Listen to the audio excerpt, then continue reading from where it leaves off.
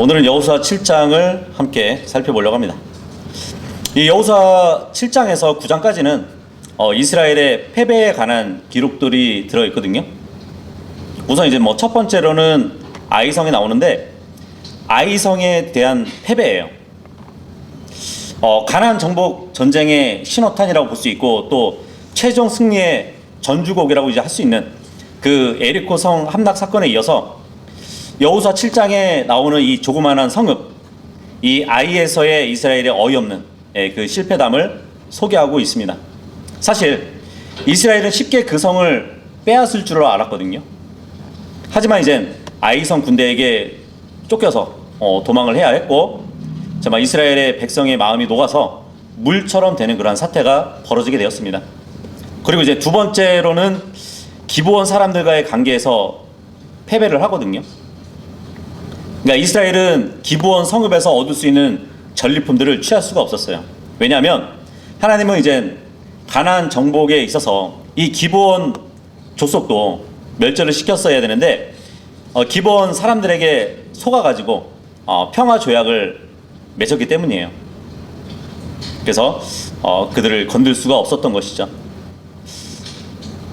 이렇게 두 장은 오늘날 그리스도인들이 영적 전투에서 왜 패배하는지 그걸 살펴보는데 도움이 될 만한 부분이라고 보시면 돼요. 성도의 실패와 또 성도의 범죄는 대부분 주님께 불순종하고 영적으로 방심하는 데 비롯된다는 그 사실을 결코 잊어서는 안 된다는 그 교훈을 해준다고 보시면 됩니다. 오늘은 이제 이스라엘이 아칸이라는 이 사람의 범죄로 인해 가지고 두 번째 전투, 아이성 전투에서 패배한 사건을 우리가 살펴보려고 합니다. 이 여호수아 7장은 전체적인 문맥을 보면 1절에서 9절까지는 유다 지파 중에 이제 아칸이라는 이 사람이 하나님의 명령을 어기고 예리코 성에서 재물을 취해서 감추어 두었던 그 일을 하게 되는데, 그 일로 인해 가지고 이제 아이성을 치러 간 이스라엘 백성이 대패해서 여호수아와 또 여호수아를 따르는 지도자들이 하나님께 탄원하는 그 기록입니다. 그렇게 되니까 이제 10절에서 21절까지 보시면 하나님은 패배의 원인이 백성 중에 범죄한 자가 있기 때문이라고 알려주셨고, 또 여호수아는 제비 뽑기를 통해서 아칸이 범죄했다는 것을 밝혀냈어요. 결국은 이제 22절에서 26절까지 보시면 여호수아는 아칸과 또 아칸과 그의 가족과 가축 그리고 전 소유물을 아콜 골짜기로 끌고 가가지고 이 사람들을 죽이고 또 그 소유물들을 묻어버리는 그러한 일이 있게 됩니다. 그래서 우리가 한 절 한 절 보도록 하겠습니다. 1절 보시면, 그러나 이스라엘 자녀들이 저주를 받은 사물로 범법을 저질렀더라. 이는 유다 지파에 속한 제라의 자손이요 잡디의 자손이요 칼미의 아들인 아칸이 저주를 받은 사물의 일부를 취하였기 때문이라. 그리하여 주의 분노가 이스라엘의 자녀들을 대적하여 타올랐더라. 예리코 성을 점령하기 전에 하나님께서 이스라엘 백성들에게 말씀하신 내용이 무엇이었죠? 하나님은 예리코 성을 점령하게 된다면 그곳에서 어떤 물건도 자신을 위해서 취하지 말라고 그렇게 말씀을 하셨습니다. 그 중에 모든 은, 금, 놋, 이 세 기구들은 다 주님의 금고에 드리도록 말씀하셨어요. 만일 이런 주님의 명령을 어기고 어떤 물건을 취하게 되는 사람이 생긴다면 그것으로 인해서 이스라엘 진영이 괴롭게 될 것이라고 경고를 하셨습니다. 하지만 그들 중에 한 사람이 예리코 성을 점령한 뒤에 이 하나님의 말씀을 가볍게 여겼던 것이에요. 그리고 하나님께서 금지하신 그 물건을 취해서 자기 장막 속에 감추어 뒀던 것입니다. 그 사람이 누구냐면 유다 지파에 속한 아칸이라는 사람이었어요. 이런 하나님의 엄한 경고를 무시한 것은 단순한 범죄가 아니에요. 하나님의 명령을 무시한 폐역한 범죄 행위라고 볼 수 있습니다. 그래서 1절에서는 아칸의 범죄에 대해서 일반적으로 언급이 되지만 구체적인 범죄 내용은 이제 21절에 나타나 있거든요. 거기 보면 이제 비록 이스라엘 백성은 그의 범죄를 보지 못했지만 하나님께서는 똑똑히 보셨던 것이에요. 이것은 우리는 사람을 속일 수 있지만 하나님은 결코 속일 수 없다는 그 사실을 철저히 기억하게 만들어주죠. 자, 근데 1절에 보니까 주님의 분노가 타올랐는데 이스라엘 자녀들을 대적해서 타올랐다고 기록을 하고 있습니다. 이것은 범죄한 악한 한 사람이 아니라 이스라엘 백성 전체에게 주님의 분노가 타올랐다는 그 말씀을 해주고 계시는 것이에요. 그러니까 아칸이라는 그 한 사람의 범죄는 아이성 정복의 실패를 가져오게 했고요, 이스라엘 온 백성을 큰 비탄에 빠지게 했던 것이에요. 근데 어떻게 한 사람 아칸의 범죄가 이스라엘 백성의 전체에게 영향을 줄 수 있었는가에 대한 많은 논란이 있긴 하지만, 그것은 하나님 앞에서 이스라엘 민족은 순수한 혈육의 공동체였을 뿐만 아니라 한 하나님을 모시는 언약의 공동체였잖아요.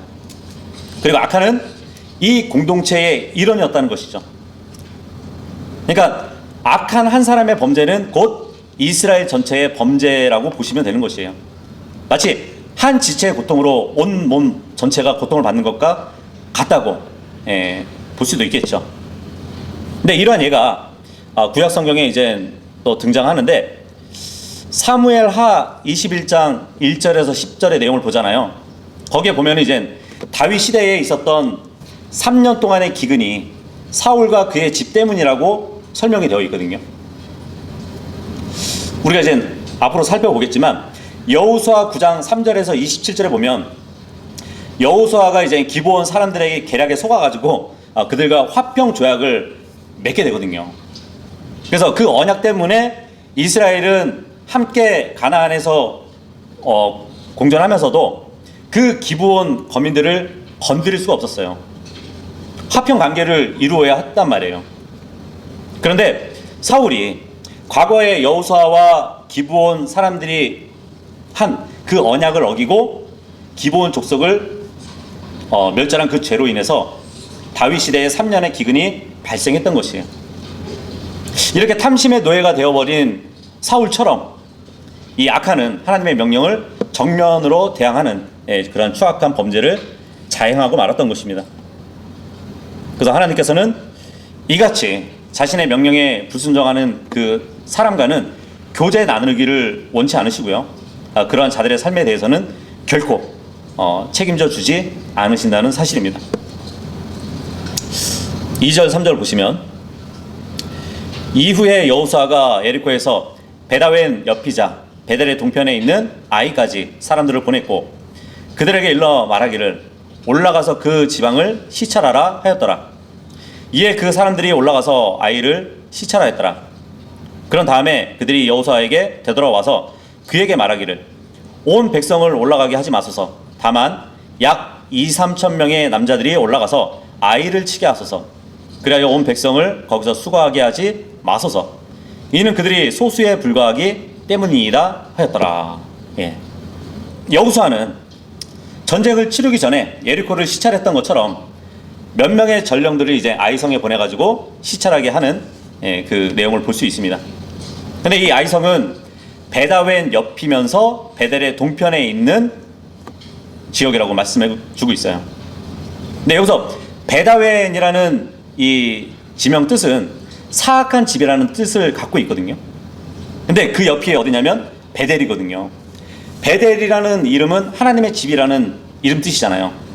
그런데 이곳이 이제 베델, 하나님의 집이라고 불리던 이 베델 땅에 우상 숭배의 장소가 되고 나서 어떻게 보면 반어법으로 지어진 이름이 베다웬이에요. 사악한 집. 이 베델은 하나님께서 야곱에게 자신을 나타내 보이셨던 곳이잖아요. 그래서 야곱이 돌기둥을 세우고 기름을 부었던 곳이기도 합니다. 앞으로 이제 가나안 정복이 되잖아요. 베냐민 지파의 유업이 될 땅이 이 베델입니다. 그러다가 이제 사사 시대가 되면 이제 오랫동안 법궤가 이곳에 안치되기도 했고요. 사무엘의 활동 중심지기도 했었는데, 이제 여로보암 당시에는 이제 금송아지 제단이 여기서 세워져 가지고 우상 숭배를 한 곳으로 이제 유명하기도 합니다. 그 후에 바벨론 군대에 의해서 철저히 파괴되게 되죠. 그리고 나중에 이제 포로에서 귀환한 베냐민 자손에 의해서 다시 이 베델이 재건되기도 합니다. 자, 그런데 그 옆에 있었던 성이 바로 이제 아이성이에요. 이 아이는 폐허 아니면은 무더기의 뜻을 가진 베델의 남동쪽 약 3km 지점에 위치한 성읍이라고 보시면 됩니다. 근데 한글 발음으로 보면 이제 아이잖아요. 그리고 그런 것처럼 아이처럼 작은 성이었어요. 근데 그 크기 면적은 24,280제곱미터라고 하거든요. 그러니까 축구장으로 보면 3.5배, 축구장의 3.5배라고 보시면 됩니다. 물론 이미 승리를 거두었던 에리코 성보다는 배로 큰 면적을 갖고 있어요. 그런데 인구는 12,000명밖에 없는 것이에요. 그래서 따지고 보면은 싸움에 출전할 수 있는 장정은 대략 3,500에서 4,000명 가량 되었을 것이라고 예측해 볼 수 있는데, 그러니까 전령들이 이 아이성에 와서 정탐을 해보니까 굉장히 정복하기가 쉬웠다고 생각을 한 것이죠. 하지만 이 아이성은요, 에리코성과 다르게 해발 800m 가량의 산지에 위치하고 있었거든요. 높은 곳에 있었단 말이에요. 자, 그리고 그 인근에 베델이 있었잖아요. 그러면은 베델의 군사들과 합동 작전을 이렇게 펼 가능성이 있다는 점을 고려하지 않았던 것이에요. 그래가지고 여호수아에게 이렇게 되돌아와가지고 이스라엘 군사 2,000명에서 3,000명만으로도 충분히 이길 수 있다고 그렇게 장담을 했던 것이에요. 뭐 이미 에리코 성의 승리에 도취해 있었기 때문에 분명히 아이성도 얕잡아보고 이스라엘 군대의 힘만을 믿은 교만함이 있었던 것이죠. 잠언서 16장 18절에 뭐라고 말씀하시죠? 교만은 멸망에 앞서가고 거만한 영은 몰락에 앞서가느니라, 이 말씀이잖아요. 북중미 그 축구 경기 있잖아요. 한국 축구가 피파 랭킹 23위거든요. 근데 팔레스타인하고 이렇게 붙었는데 팔레스타인은 피파 랭킹이 96이에요. 그럼에도 불구하고 무승부가 됐어요. 모르겠어요. 랭킹 차이가 엄청 나니까 너무 물러왔던 것 같아요. 만약에 너무 우습게 봐가지고 이분들만 보내도 이길 수 있다고 했다면 아마 대패를 거뒀을 겁니다. 사실 이스라엘 백성들이 요르단 동편에 아모리 두 왕을 진멸했었잖아요. 그리고 요르단강을 기적처럼 건너왔고요. 에리코 성도 정복하면서 계속 승승장구했던 그러한 지나친 자만심에서 나온 잘못된 보고라고 볼 수 있을 겁니다. 그러니까 이스라엘 백성들은 하나님의 도움만이 그들에게 성공을 줄 수 있다는 그 사실을 깨닫지 못하고 아이성을 탈취하려고 할 때 하나님과의 의논하는 일을 소홀히 하게 된 것이에요. 4절, 5절 보시면 그렇게 하여 백성 중 약 3,000명의 남자들이 거기로 올라갔는데 그들이 아이 사람들 앞에서 도망하였더라. 그리고 아이 사람들이 그들 중에서 약 36명의 남자들을 쳤더라. 이는 저들이 성문 앞에서부터 세바림에 이르기까지 그들을 뒤쫓아와 내리막에서 그들을 쳤기 때문이라. 이러한 이유로 백성의 마음이 녹아서 물같이 되었더라. 예. 이 이스라엘이 아이성을 공격하는 일에는 너무나 서둘렀어요. 그러니까 그들은 주님의 인도하심을 구했어야 되는데 구하지 않았던 것이에요. 그리고 에리코 성을 취했듯이 아이성과 같은 이런 조그만 성은 단지 밀어붙이면 될 것이라고 여겼던 것 같아요. 이것은 하나님을 신뢰하기보다는 그들의 생각이나 계략에 의지해서 또는 이제 그들 자신의 힘을 의지해서 승리를 거두려고 한 싸움인 것 같아요. 그리스도인들은 어떻죠? 주님을 잊어버리고 스스로의 노력과 힘으로 모든 것을 해낼 수 있는 것처럼 여기기 시작한다면, 그래서 기도하지 않기 시작한다면 그때부터는 패배의 길로 들어가는 것 같아요. 주님은 분명히 말씀하셨어요. 요한복음 15장 5절에 보면 너희가 나 없이는 아무것도 할 수 없기 때문이라고. 그죠? 우리 안에 거하시는 그 주님이 없이는 아무것도 할 수 없는 것이에요. 우리의 신앙생활은. 이 이스라엘의 자신감은 정말 하나님을 무시하는 것으로 나타내 보여주고 있습니다. 그들이 만약 하나님을 존중했다면 이 지극히 작은 성을 놓고도 하나님 앞에 기도했을 것이에요. 어떻게 전쟁해야 옳을지 여쭈어봤을 겁니다. 왜냐하면 주님께서 친히 이 싸움을 진행하시려고 그들에게 찾아오셨잖아요. 그래서 여호수아 5장 13절에서 15절의 말씀 보면 여호수아 앞에 나타났던 주의 천사가 있었잖아요. 그 주의 천사가 뭐라고 했죠? 나는 지금 오직 주의 군대 대장으로 왔노라, 이 말을 했거든요. 그러니까 함께 싸우러 왔다는 것이에요. 그리고 그 천사가 백성을 인도할 것이라는 것을 하나님이 또 약속해 주셨잖아요. 출애굽기 33장 2절에 보면 이렇게 말씀하셨잖아요. 그리고 내가 한 천사를 네 앞에 보내겠노라. 그래야 내가 가나안족과 아모리족과 히타이트족과 프리즈족과 히위족과 여부스족을 쫓아내고 적과 꿀이 흐르는 지역으로 이르게 하겠노라. 그죠? 하지만 여호수아와 이스라엘 백성들은 아이성을 공격하기 전에 하나님께 엽주지 않았던 것이에요. 다만 그들은 전령들이 이야기했던 전령들의 의견을 따랐을 뿐이에요. 이것은 마치 이스라엘 백성이 가데스 바네아에서 정탐 후에 하나님의 말씀에 귀를 기울이기보다는 전령들의 목소리에 귀를 기울인 것과 같은 것이에요. 그때는 정말 사기를 떨어뜨리는 그 보고를 했기 때문에 불신을 했었잖아요. 근데 반대로 이번에는 전령들이 온 백성을 올려보내가지고 싸울 필요가 없다고 이렇게 보고를 했습니다. 승리를 장담했던 것이에요. 그래서 이 전령들의 제안에 따라서 겨우 3,000명을 아이성 공격에 내보냈던 것이에요. 하지만 하나님의 계획은 어떠했을까요? 나중에 이 아이성의 2차 전쟁을 보게 되잖아요. 여호수아 8장 1절에 가서 보면 하나님은 싸울 수 있는 온 백성을 거느리고 아이로 올라가라고 이렇게 말씀을 하셨어요. 그러니까 하나님의 계획은 전군이 다 움직여야 되는 것이었단 말이에요. 분명히 이 구절들을 비교해 보면 사람들의 생각과 또 하나님의 생각이 다르다는 것을 발견할 수 있는 것입니다. 하나님의 생각을 묻지 않고 자기의 생각대로만 움직일 때에는 패배할 수밖에 없다는 것을 보여주고 있는 것이에요. 오늘날도 이제 그리스도인들이 패배하는 이유가 다른 데 있지 않아요. 자기들의 생각대로 움직이려고 하기 때문이에요. 하나님의 뜻과 생각을 엿두지 않았기 때문입니다. 그리고 전쟁의 패배의 원인은 1절의 말씀처럼 악한의 불순종이 실패를 가져오게 만들었어요. 4절을 보니까 별로 힘 안 들이고도 이길 수 있는 것처럼 보였던 그 아이성 사람들에게 공격을 당해서 도망쳐야 했던 것이에요. 5절을 보니까 이스라엘 백성들로 인해서 아이성 사람들이 마음이 녹는 것이 아니라 반대로 아이성 사람들로 인해서 이스라엘 백성의 마음이 녹아내리게 되었던 것이에요.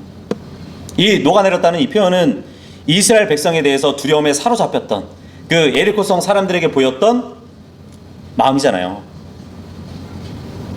하지만 이제는 반대로 이스라엘 백성 안에 이러한 두려움이 임했던 것이에요. 오늘날 그리스도인들이 하나님의 말씀에 대해서 의도적으로 불순종하기 시작한다면 거기에는 절대로 승리가 있을 수 없을 겁니다. 하나님의 말씀과 반대로 움직이면서 성공하기를 바라는 것은 크게 잘못된 생각인 것이에요. 특히 아이성을 점령한 다음에는 여호수아는 잠시 전투를 중단하고 이스라엘 백성을 이끌고 에발 산으로 나아가게 되거든요. 여호수아 8장에 가서 보면, 그러니까 모세가 백성에게 명령한 대로 에발 산에서 제단을 쌓게 됩니다. 거기에서 율법을 기록했을 뿐만 아니라 또 희생을 드리는 장면을 보게 될 것입니다. 그래서 여호수아는 불순종이 하나님을 기쁘게 할 수 없고 사람들의 수고와 노력에도 불구하고 얻을 수 있는 게 없다는 것을 깨닫고 그 일을 했다는 것이에요. 율법을 기록한 것은 오늘날 하나님의 말씀을 존중하는 것과 같은데, 제단을 쌓아서 희생을 드린다는 것은 오늘날 그리스도인의 보배로운 그 피를 의지하는 것과 같아요. 만일 그리스도인들이 하나님의 말씀에 불순종하고 하나님의 말씀이 보여주는 그 그리스도의 피를 의지하지 않는다면 언제든 실패할 수밖에 없는 것이에요. 어쨌든 악한의 범죄와 백성들의 자만심 등으로 인해서 아이성 1차 전투에서는 하나님께서 이스라엘 군대와 함께하지 않으셨습니다. 그 결과로 이제 이스라엘 군대는 전사자만 남긴 채 비참하게 도망해야 했습니다. 이런 사실을 통해서 이스라엘 백성들은 모든 전쟁은 주님께 속한 것이라는 것을 뼈저리게 깨달았을 것이에요. 사무엘상 17장 47절에 보시면 이런 말씀이 있어요. 그리하여 이 집회 전체는 주께서 칼과 창으로 구원하시는 것이 아님을 알리라. 이는 전투가 주의 것이므로 그분께서 너희를 우리의 손안에 주실 것이기 때문이라. 예. 전투는 주의 것이래요. 하나님을 신뢰하는 것은 성공을 의미하고 그분을 신뢰하지 않는 것은 패배를 의미할 뿐입니다. 그러니까 주의 깊게 세운 많은 계획들이 있을지라도 하나님을 외면하면 실패로 돌아갈 뿐이라는 것을 말씀해 주고 있는 것이에요. 자, 그런데 여기 5절 보시면 성문 앞에서 세비림에 이르기까지 도망했던 이스라엘 백성들이 있었어요. 근데 그 수가 몇 명인지 아세요? 36명이라고 합니다. 예. 그거 아시나요? 병법 중에 보면은 36개라는 병법이 있어요. 36개. 예. 상황이 불리하게 되면 달아나는 것이 상책이라는 뜻의 36개의 주량량이 있단 말이에요. 근데 지금 아이성에서 도망하는 그 군인들을 보니까 36명이에요. 그 36명을 따라와서 이 아이성 군대가 세피림까지 뒤쫓아와가지고 그들을 쳤다고 기록하고 있습니다. 여기 그 세바림이라는 장소의 뜻은 산산조각을 내다라는 의미에 어긋내서 온 이름이에요. 그러니까 주님은 그 군인들을 죽이도록 두셔도 기억하기 좋은 장소에서 죽이게 하시는 것도 보게 되네요. 자, 그리고 다시 본문을 보시면 성문 앞에서 세바림에 이르기까지 도망했던 이스라엘 백성들을 죽이는데 내리막에서 쳐서 죽였다고 합니다. 내리막. 그러니까 이 말은 아이성이 높은 산지에 위치해 있다는 사실을 말해주는 것이죠. 근데 실제로 고고학적으로 이렇게 발굴된 결과를 보잖아요. 아이성은 해발 약 800m가량의 고산지에 건축된 견고한 성읍이었던 것으로 밝혀졌어요. 거기다가 성 아래에 빌탈길이 있었기 때문에 분명히 도망했던 이스라엘 백성들이 좁고 가파른 그러한 협곡에 들어가면서 도주가 또 지체되었을 것으로 보이기도 합니다. 여기서 그들이 공포에 질려가지고 혼비백산이 되었을 때 도망하는 그 군대 중에서도 맨 뒤쪽에 있던 사람들이 죽임을 당한 것으로 이렇게 보이신단 말이죠. 이것으로 볼 때 군대에서는 선착순은 꼭 필요한 훈련인 것 같아요. 6절에서 9절까지 보시면 그러자 여호수아가 자기 옷을 찢고 저녁 무렵까지 주의 법궤 앞에서 자기 얼굴을 땅에 대고 엎드렸으니 곧 그와 이스라엘의 장로들이 그리하였고 자신들의 머리 위에 티끌을 얹었더라. 그리고 여호수아가 이같이 말하였더라. 아, 슬프나이다. 오 주 하나님이여, 어찌 당신께서는 이 백성을 아예 요르단 너머로 데려오시어 저희를 아모리족들의 손안에 넘기시고 저희를 멸하려 하시나이까? 하나님께서 저희를 요르단의 건너편에서 만족하고 거하게 하셨더라면 좋았으리이다. 오 주여, 이스라엘이 그들의 원수들 앞에서 자신들의 등을 돌리니 제가 무슨 말을 하리이까? 이는 가나안족들과 그 지역의 모든 거주민들이 그것에 관하여 들을 것이요 저희의 주의를 에워싸고 저희의 이름을 땅에서 끊을 것이기 때문이이다. 그러면 당신께서는 당신의 위대한 이름에 무엇을 하시겠나이까? 이 내용을 보면 정말 백성들과 여호수아는 시리에 빠졌을 것 같아요. 여호수아는 지금 보니까 자기 옷을 막 찢었다고 합니다. 보통 이제 유대인의 의복은 흔히 통으로 짠 것이거든요. 가슴 부분에 옷깃을 이렇게 딱 잡고 좌우로 딱 당기면은 찢어지도록 되어 있는 옷을 입었어요. 그러니까 일반적으로 겉옷 앞부분 가슴 위를 한 뼘 정도 이렇게 찢었다고 합니다. 근데 이런 행동은 정말 마음이 상해가지고 그 상한 마음을 외적으로 보여주는 것인데 유대인들 사이에 간섭이 되었던 것이에요. 그래서 자신의 옷을 찢는 행위는 정말 극도의 고통이나 슬픔에 사로잡혔을 때 취해지는 행동이었어요. 창세기 37장 34절에 보잖아요.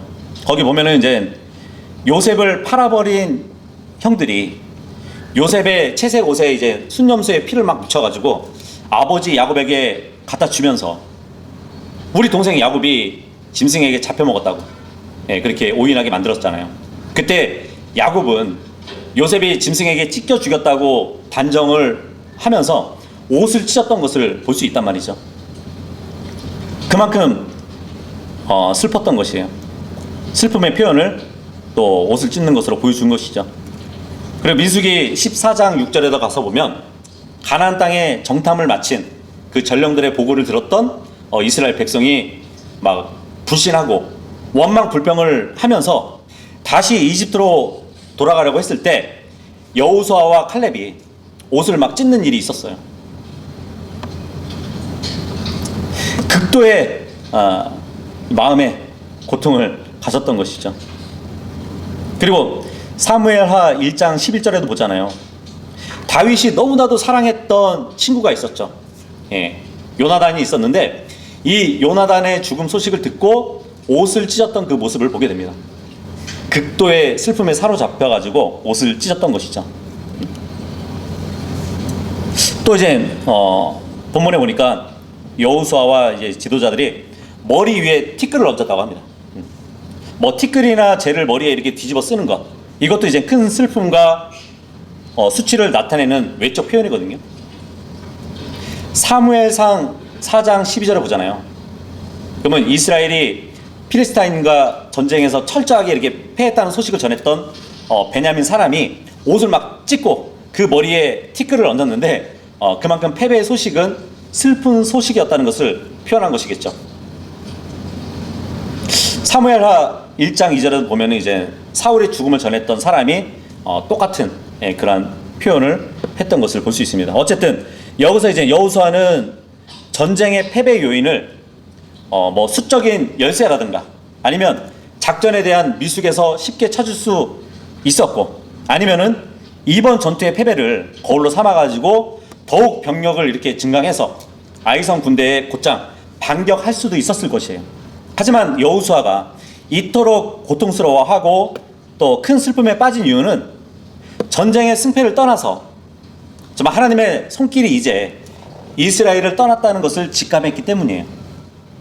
그러니까 항상 승리하게 하셔서 가나안 땅을 이스라엘에게 주실 것이라고 하셨던 그 하나님의 거듭된 그 약속과는 다르게 전쟁의 결과는 비참한 패배였던 것이죠. 이렇게 하나님의 약속과 지금 전쟁의 결과가 일치하지 않았을 때 여호수아는 하나님이 이제 이스라엘을 싫어하셔서 자신의 약속을 철회하셨기 때문에 이스라엘이 전쟁에 실패했다고 결론을 지을 수밖에 없었던 것이에요. 그래서 여호수아의 믿음은 오직 승리만을 기대하게 했고, 그래서 지금 이 실패를 이해하지 못해서 당황해하는 것처럼 보여지기도 합니다. 그러나 하나님의 약속에는 분명 조건들이 있었어요. 여호수아와 이스라엘은 이것들을 충족시키지 못했을 뿐이었어요. 7절을 보니까 여호수아는 차라리 요르단 동편에 있었던 것이 더 나을 뻔했다고 그런 말까지 하는 것을 볼 수 있는데, 이것은 정말 아이성 패배가 이스라엘 지도자마저도 위축시킨 그런 패배였다는 것을 보여줍니다. 좋았으리이다. 이 말을 보세요. 차라리 요르단 동편에 있었던 것이 더 좋았으리라는 이 말을 한번 보세요. 좋았으리이다. 그러니까 이 말은 마치 광야에서 이스라엘 선조들이 했던 탄식을 연상케 하지 않나요? 민수기 14장 2절에서 3절에 보면 광야를 걸어왔던 그 선조들이 했던 말 중에 이런 말이 있어요. 하나님께서 우리를 이집트 지역 가운데서 죽게 하셨더라면 좋았으리라. 아니면 하나님께서 우리를 이 광야 가운데서 죽게 하셨더라면 좋았으리라. 물론 여기 여호수아의 원망은 광야에서 하나님을 거역하면서 했던 이스라엘 백성들의 원망과는 전혀 다르긴 해요. 이스라엘 백성들의 광야에서 원망을 한 것은 하나님의 뜻을 거스린 폐역과 또 불신에서 비롯된 것이지만, 아이성 전투 패배 후에 주님의 언약궤 앞에서 털어놓았던 이 여호수아의 원망은 기도예요. 기도. 하나님과 영적 씨름을 하는 어떻게 보면 지도자의 고뇌와 또 신앙에서 비롯된 그 기도라는 것을 볼 수 있습니다. 여호수아는 지금 8절에 원수들에게 겁에 질려 도망하는 그 군대를 보면서 내가 무슨 말을 하리까 이렇게 질문을 또 던지는 것을 볼 수 있습니다. 물론 이 말은 이 질문은 이어서 나오는 9절과 연결시켜서 우리가 이해해야 할 부분인데, 그러니까 주님의 군대 이스라엘이 가나안의 대적들에게 패배한 것은 결국 주님의 거룩하신 이름이 더럽혀진 결과밖에 되지 않는다는 것이잖아요. 그 사실을 어떻게 이해할 수 있겠습니까? 그런 의미로 지금 여호수아가 질문을 하는 것이란 말이에요. 달리 말하면 이스라엘이 대적 가나안 족속에게 패한 것은 하나님께서 그렇게 하신 거나 다름없지 않느냐, 이렇게 호소를 하는 것이란 말이죠. 이렇게 여호수아는 지금 자신의 평판에 대해서 관심을 기울이고 있는 것이 아니에요. 여호수아는 하나님의 거룩하신 그 이름이 이 대적들, 가나안 족속들에게 멸시당하지 않을까라는 그 사실을 염려하고 있었다고 보시면 될 것 같습니다. 근데 여호수아의 이런 기도 또한 모세의 중보 기도 속에서도 잘 나타내는 내용이었어요. 출애굽기 32장 가서 보면은 송아지 우상을 숭배했던 그 이스라엘 백성을 주님이 멸하려고 하셨을 때, 모세는 주님께서 이집트에서 데리고 나온 그 백성들을 광야에서 다 죽이신다면 이방 민족들이 주님을 어떻게 생각하겠냐고, 그들 앞에서 주님은 무능력한 분으로 여겨지지 않겠냐고 그렇게 이야기를 했었잖아요. 그런 것처럼 여호수아도 이스라엘의 번영에 대해서도 많이 염려했지만 주님의 이름이 모욕받는 것에 대해서 더욱 염려하는 것을 볼 수 있습니다. 하나님께서는 노예 민족이었던 이스라엘을 택하셔가지고 자기의 언약 백성으로 삼으시고 또 민족들을 통해서 영광을 받으시기를 원하셨잖아요. 그리고 실제로 출애굽 사건, 또 홍해를 건넌 사건, 아모리 족속을 징벌했던 사건, 요르단을 건넜던 사건, 그리고 최근에 예리코성 정복 사건 등을 통해서 그 거룩하신 주님의 이름이 이방 민족 중에 널리 퍼져가지고 두려움의 대상이 되었잖아요. 하지만 지금 아이성 패배 사건은 이 모든 영광스러운 사건에 찬물을 끼얹는 정말 어처구니 없는 사건이었는데, 그동안에 이방 민족 중에 널리 퍼진 주님의 그 거룩하신 이름의 위엄이 일순간에 무너질 위기의 사건이 된 것이라고 볼 수 있잖아요. 그런 것을 생각해 볼 때 여호수아는 정말 아이성의 패배가 이해되지 않았던 것이에요. 10절에서 12절까지 보시면, 그런즉 주께서는 여호수아에게 이같이 말씀하셨느니라. 너는 일어나라. 어찌 네가 그와 같이 너의 얼굴을 대고 엎드려 있느냐. 이스라엘이 죄를 지었으며 그들이 내가 그들에게 명령한 나의 언약도 위반하였도다. 이는 그들이 심지어 저주받은 것을 취하여 훔치고도 또한 숨겼으며 그들이 심지어 그것을 자기 자신들의 물품 사이에 두었기 때문이라. 그러므로 이스라엘 자녀들이 자신들의 원수들 앞에 설 수 없었고 오히려 그들의 원수들 앞에서 자신들의 등을 돌렸으니 그들이 저주를 받은 까닭이라. 또한 너희가 그 저주받은 것을 너희 가운데서 멸하지 아니하면 나는 더 이상 너희와 함께 있지 아니하겠노라. 예. 자, 이제 하나님께서 이 패배의 원인이 무엇인지 알려주셨습니다. 주님은 먼저 여호수아에게 일어나라고 말씀하고 있어요. 그리고 패배의 원인은 이스라엘의 죄 때문이라고 말을 하고 있어요. 7장 11절에 죄죠. 주목할 일이 하나 있는데 분명히 악한이 일으킨 개인적인 죄임에도 불구하고 하나님께서는 그것을 이스라엘의 죄로 간주하신다는 것이에요. 그러니까 한 사람의 불순종이 전체에게 해를 끼친다는 이 사실은 얼마나 두려운 일일까요? 이것은 사무엘하 24장이나 또 역대상 21장에서도 다윗의 죄로 인해서 이스라엘 백성 모두가 심판을 받는 것과 일맥상통한다고 볼 수 있겠죠. 교만했던 다윗이 전쟁에 나갈 수 있는 남자를 계수했는데 그 목적은 바로 이스라엘 군대를 자랑하기 위해서였거든요. 하지만 그 결과로 인해서 수많은 백성이 하나님의 심판으로 죽었단 말이에요. 이스라엘 백성은 아무것도 잘못한 것이 없었잖아요. 하지만 다윗의 죄는 백성 전체에게 영향을 미쳤던 것이에요. 뭐 더 나아가서 아담의 죄를 보면은 또 마찬가지죠. 아담이 죄를 지었고 인류 전체를 죄 속으로 밀어넣었던 것이잖아요. 그래서 로마서 5장 12절에 보면 이런 이유로 한 사람으로 말미암아 죄가 세상 안으로 들어왔고 죄로 인하여 사망이 들어온 것 같으니 그리하여 모든 사람이 죄를 지었으므로 사망이 모든 사람에게 전달되었느니라. 그러니까 이것을 이제 연대의식이라고 하는데, 연대의식을 갖고 사는 사람들은 이 점에 유의해야 할 것이에요. 한 가족의 일원이 잘못했을 때 그 가족이 함께 망할 수 있고, 한 교회의 일원이 영적으로 게으를 때 교회 자체를 영적으로 가라앉게 만들 수 있다는 것이잖아요. 한 사람의 죄는 전체를 괴롭힐 수 있다는 것이에요. 결국 이스라엘이 굴욕적인 패배를 당했을지라도 그 패배의 책임을 하나님께 돌려서는 안 된다는 것입니다. 하나님은 백성을 버린 것이 아니라 그 백성이 불순종했다는 것을 알아야 됐었던 것이에요. 만약에 하나님께서 이스라엘 백성들을 위해서 계속 싸웠더라면 그분이 죄를 인정해 주는 격이 되었을 것이란 말이에요. 그리고 계속 죄를 짓도록 부추기는 결과를 낳았을 것입니다. 하지만 아이성의 패배는 전적인 책임이 하나님께 있는 것이 아니라 백성들에게 있다는 것이에요. 그래서 오늘은 이제 여기까지만 살펴보도록 하고, 그러니까 패배의 원인은 다른 게 아니에요. 뭐 세 가지로 이렇게 볼 수 있는데, 첫 번째는 불순종이라는 것입니다. 하나님께서 분명히 명하신 것을 어기고 악한 이 탐욕을 가지고 전리품을 숨겼다는 것이잖아요.